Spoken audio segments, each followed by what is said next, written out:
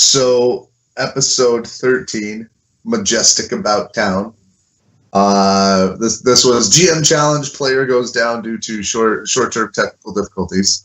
That's always fun to work in as a GM. Like, oh man, character went down. I gotta quick divert and then give them a way to get back in.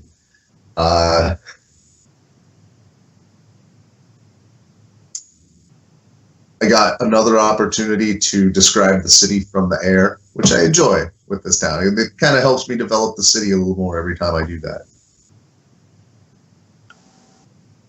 Yeah.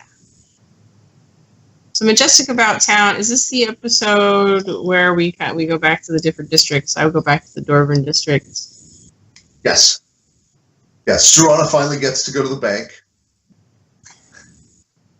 You spent some time at the Dwarven district. I got to do like the split screen technique as you guys were telling the Dwarven temple about what you had discovered. I haven't watched this episode. I'm looking. It's cool though. Right, Struana was in the bar or in the. I also made kind of a different type of temple. It wasn't one of those chanting, quiet, contemplative. But this is a Dwarven crafting temple. This is a production center. This is the hammers ringing and beer brewing and people in robes, serving sacrament. It was a trip for Struana to finally engage with dwarves again. It was like, oh right. Okay. Right, it had been a minute.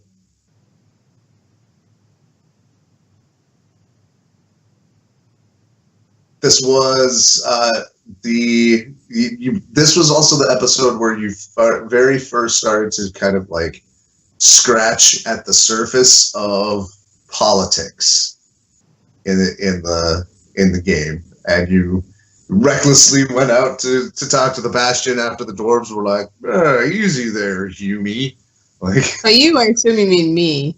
Yes, Stan, yes. Well, you as a party. Because they didn't really, I don't think they knew I was doing that, so I don't know if I'd want to pin that on them necessarily. But this is the episode where I realized that Stan was going to try and raise an army. He hasn't done it yet, but he's gotten some soft yeses. If he's got some charisma, he can turn that into a profit or something.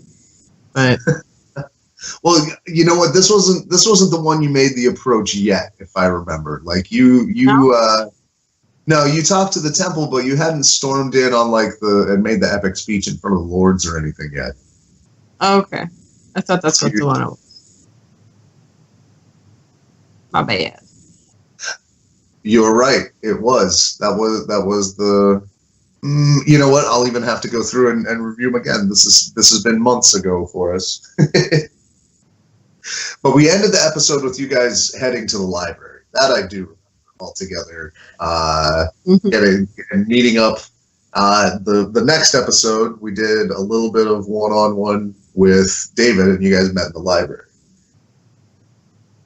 So, episode 14 was when you guys meet in the library. Taint near the library, we called it, and I have a lot of fun with this as a setting piece. I won't lie. As you guys have delved into it, I've got to toy around with the library some. I knew what it was as a concept, but nobody in the world had really interacted with it yet, so I didn't really know how it functioned. The key thing was off the top of my head. Oh yeah, I'm noticing a trend.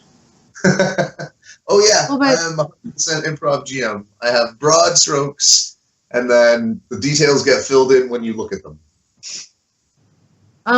Even though a chunk of it's off your head, like, I appreciate about your world that the magic seems to make consistent sense within it. And I know at least a little of the source material you're drawing from, so that helps my brain some. But it's when the magic makes sense in a world, when the way that the world, like, feels has its own zeitgeist about it, that's exceptional storytelling. Thanks. Yeah. Yeah. I did a lot of thinking in the very early days of this about what a world with magic in it, how that actually makes a world function.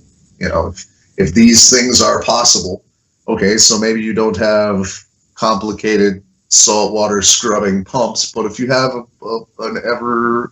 bottle of endless or a jug of endless water, you still have residential plumbing.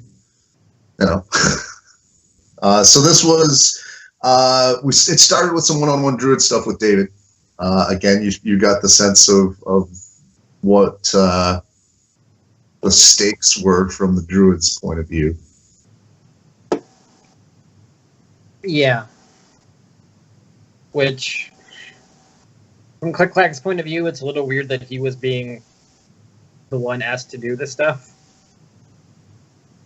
He's not that in with, you know, the nature bureaucracy, for lack of a better word. You know, it's something he's studied and, you know, is adept at, but he felt a little weird being their go-to guy, but went with it anyway because it needed to be done. Right. Well, and from Andrathwil's point of view, he wasn't sure how important a quest this was, so he wasn't going to tap like his right hand druid circle for rangers for it. But at the same time, like, you had a unique set of skills, and I mentioned in a later episode at Tribute Day, I think, where it was like, you know, he needed somebody who was a political outsider and had all of those things that you had. But at that point in the story, you didn't know any of that. You didn't even really know who he was. Yeah, it was like being called into the office of a boss you didn't know existed. Who is this guy? Why does he's clearly used to people just doing what he says, but I don't know what.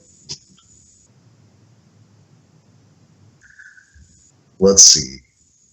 Tribute Day, by the way, was a concept introduced in this episode that like you guys were interested in, and that Struana specifically was like, "Ooh, we absolutely have to go to that." So I made a note. I'm like, "Well, that's going to be a thing."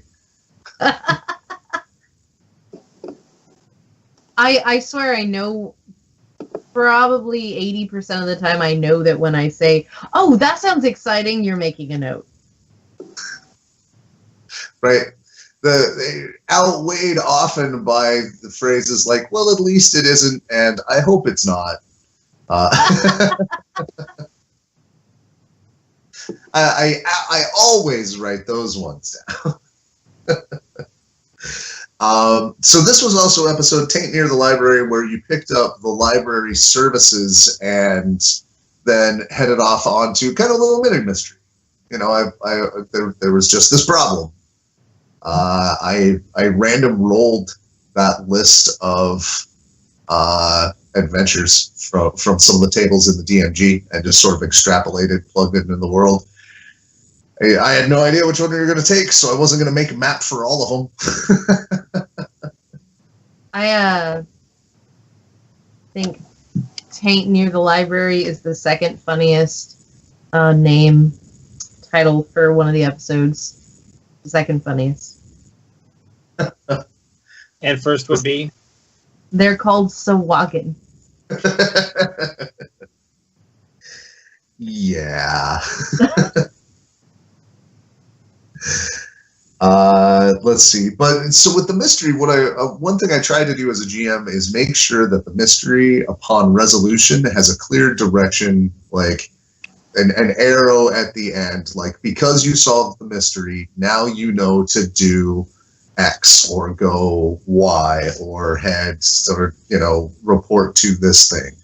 Because one thing that's tough at the end of the mystery is, like, at the end, so what? You solved the mystery, and like, what did that mean in the context and stuff? And it gives you an ongoing way to make the world. It gives you an ongoing I try to keep on going, as a GM. It's important. Just ongoing. It never stops. A continuous ongoing way to make the world sort of tie in together, make it have a logical sense, which is the difference between fiction and reality is that fiction has to make sense. Right. And at this point, I didn't even know necessarily all of the, the eventual twists in the plot. I just knew that someone had disappeared. And you guys picked that adventure, so I was kind of developing a lot on the fly.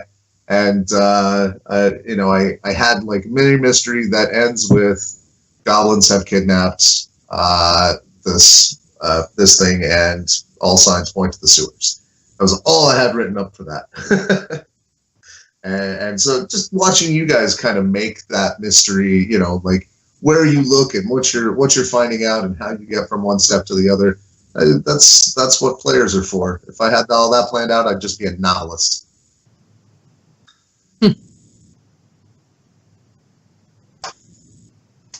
Isn't this how novelists do it?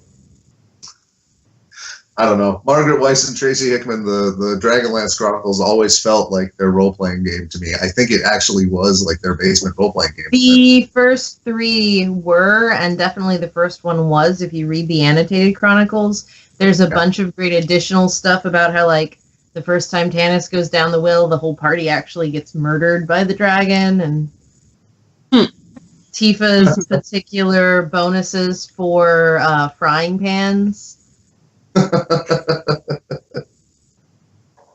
Nice. You nerd. It makes my day when you're the one calling me a nerd.